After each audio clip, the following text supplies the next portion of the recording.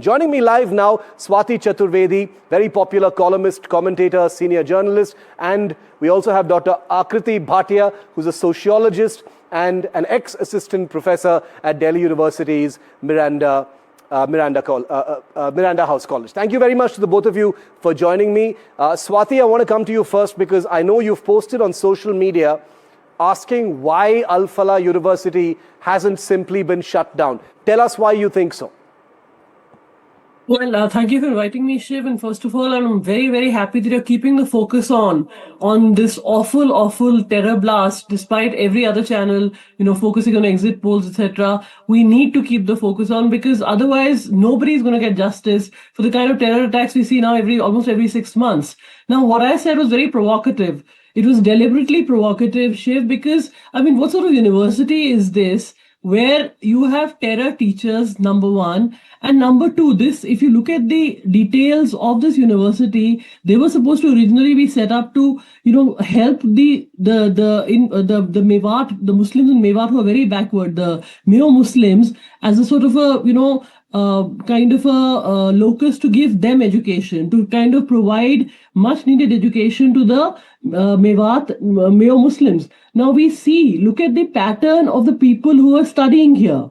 Why is nobody monitoring all this? Why is this university set up in Haryana ostensibly to help the Mewat, the backward Muslims of Mewat, suddenly such a den of people from Jammu and Kashmir? It's almost like, we are deliberately not asking the questions. Why should teachers, lecturers who've been sacked for sedition? That teacher was actually sacked by Jammu and Kashmir for being a terror supporter and for sedition, or a very tough section of the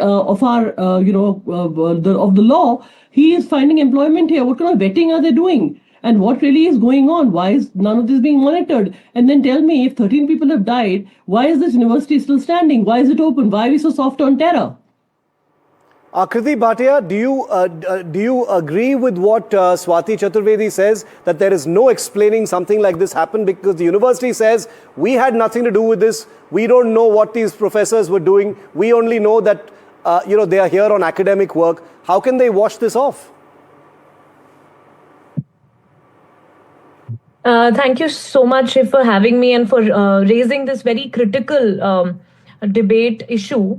And it's definitely very condemnable that such a ghastly attack has happened, and the links have been found with an educational hub. And I am not denying that campuses cannot become hotbeds of ideological dissemination. But in this scenario, we really need to probe much deeper and find whether the management and whether the topmost founders of the university, whether we can actually implicate the entire university as an institution if there's an alleged involvement of students or staff in criminal acts.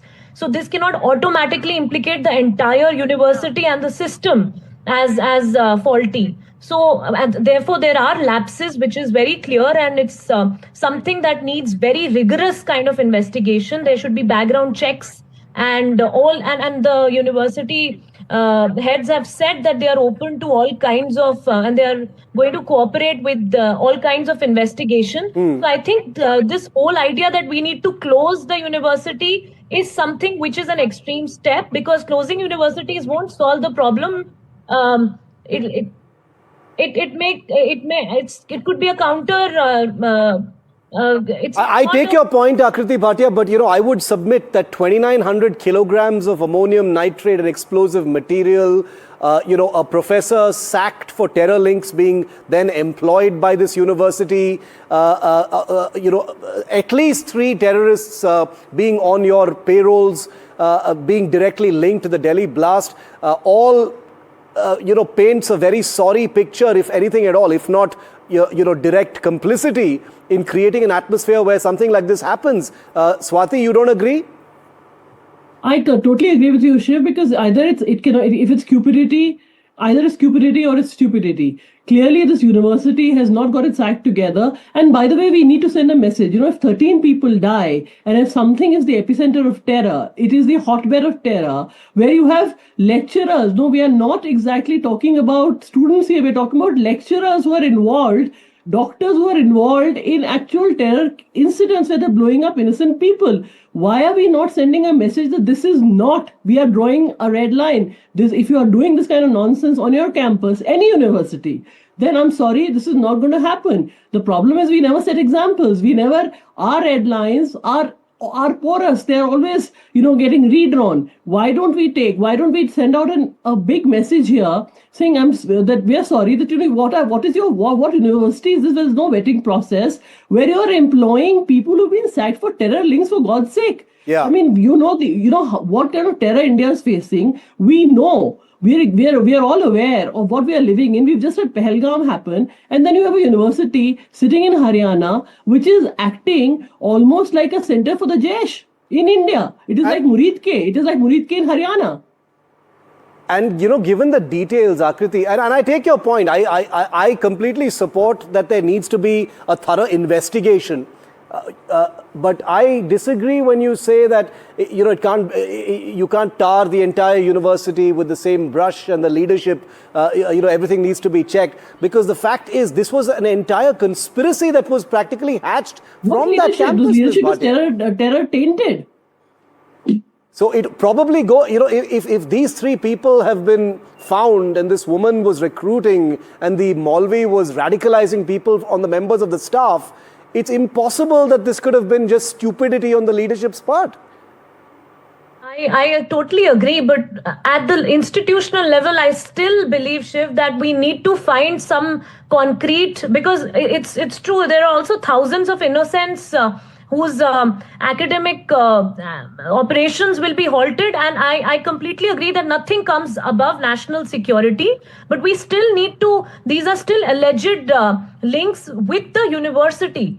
These people have to be, and this Jammu and Kashmir governor, why was he not sent to jail? Why was he sent scot-free? It's a very severe kind of allegation if there are terror links. And of course, hiring such a person is equally very problematic, and it could be an oversight which has happened, and it's something that needs again due probe and punishment as well. But collectively punishing thousands of people from all faiths, and if you look at it's something that needs to be doubly checked, and then such a massive action. Also, if you look at some of the NIA and other kinds of links that were found with some very violent incidents, and also terror links with some professors in Delhi University have taken place, and there have been inquiries, they have been sent to bars as well, but the entire university premises were not shut.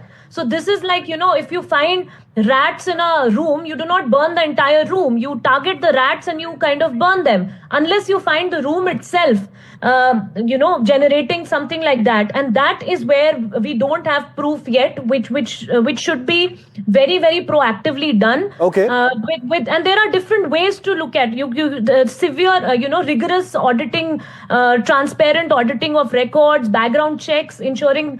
Also with the kind of but that is exactly what appears to have not happened at all at Al-Falah University. And Swati and Akriti, you'd be surprised, maybe not so surprised to know that I spent a month and a half in Kashmir this year covering Operation Sindoor, and all the friends I made there in different places on this particular story of Al-Falah, they've been sending me messages since yesterday saying, you are a fool if you think Al-Falah is, just a one-off case. There are campuses across where these cells are breeding, and, the atmosphere and regulations are being made in such a way that these things can actually happen, and the leadership looks the other way.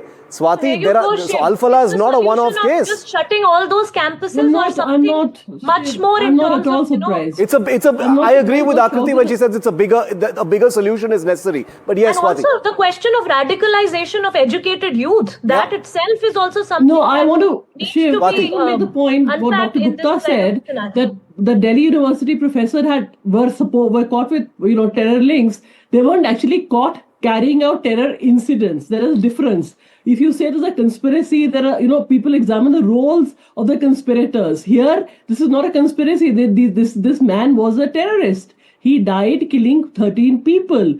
this woman and these other people, Yeah. they are not some vague conspirators who are supporting, Swatiji, you know, there's a some chance vague that idea. he was doing These that people in- were actually involved in a terror act. We need to send a message that this university, which has a shambolic vetting system, which has a shambles leadership. In what leadership? Why should this leadership not be punished? They are aiding and abetting terrorists. And- So why shouldn't they pay a price?